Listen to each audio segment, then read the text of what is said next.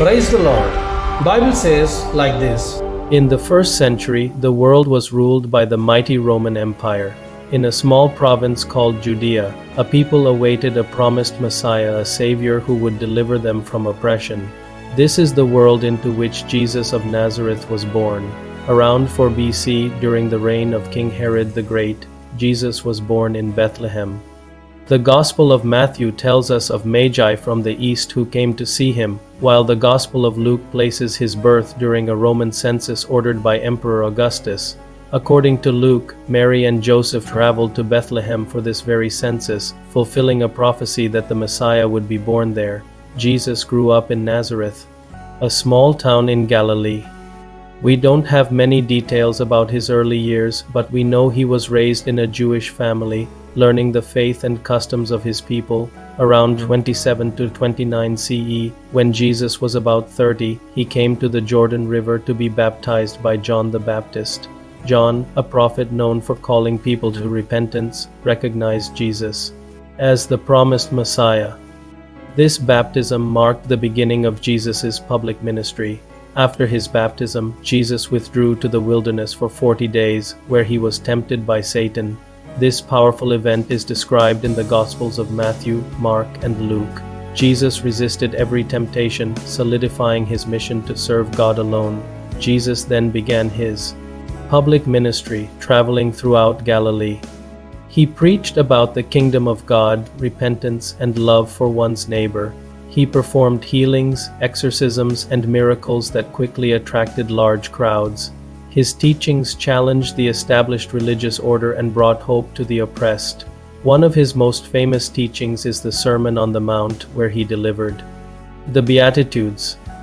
These teachings, found in the Gospel of Matthew, emphasize humility, mercy, purity of heart, and a radical call to love one's enemies. As his fame spread, Jesus performed many incredible miracles, healing the sick, raising the dead, feeding thousands, and even walking on water. These acts drew massive crowds and divided opinion. While many believed he was the Messiah, others saw him as a threat to the religious and political order. In the spring of 30 CE, during the Jewish festival of Passover, Jesus shared a final meal with his disciples, the Last Supper. He broke bread and shared wine, symbolizing his body and blood and foreshadowing his coming sacrifice. He also predicted that he would be betrayed by one of his closest followers, Judas Iscariot. Soon after, Jesus was arrested in the Garden of Gethsemane, betrayed by Judas. He was tried by the Sanhedrin, the Jewish council, and then handed over to the Roman governor Pontius Pilate. Despite a lack of evidence, Pilate sentenced Jesus to be crucified. His crucifixion around 32-33 CE is one of the most well-documented events in ancient history, confirmed by Roman and Jewish historians like Tacitus and Josephus. 3 days after his death, Jesus' followers discovered that his tomb was empty. According to the Gospels, Jesus appeared to his disciples alive, showing them the wounds from his crucifixion. This event, the resurrection, is the cornerstone of Christian faith, affirming Jesus' divinity. After spending 40 days with his disciples, Jesus ascended into heaven, leaving them with the command to spread his teachings to all nations. His disciples, particularly the Apostle Paul, became instrumental in spreading Christianity across the Roman Empire and beyond.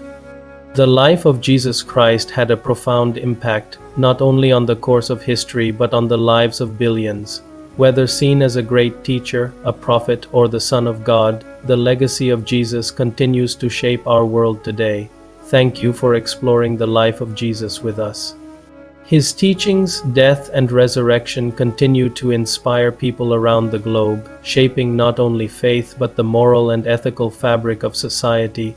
To understand the history of Christianity is to understand the life of Jesus Christ. Thanks for watching.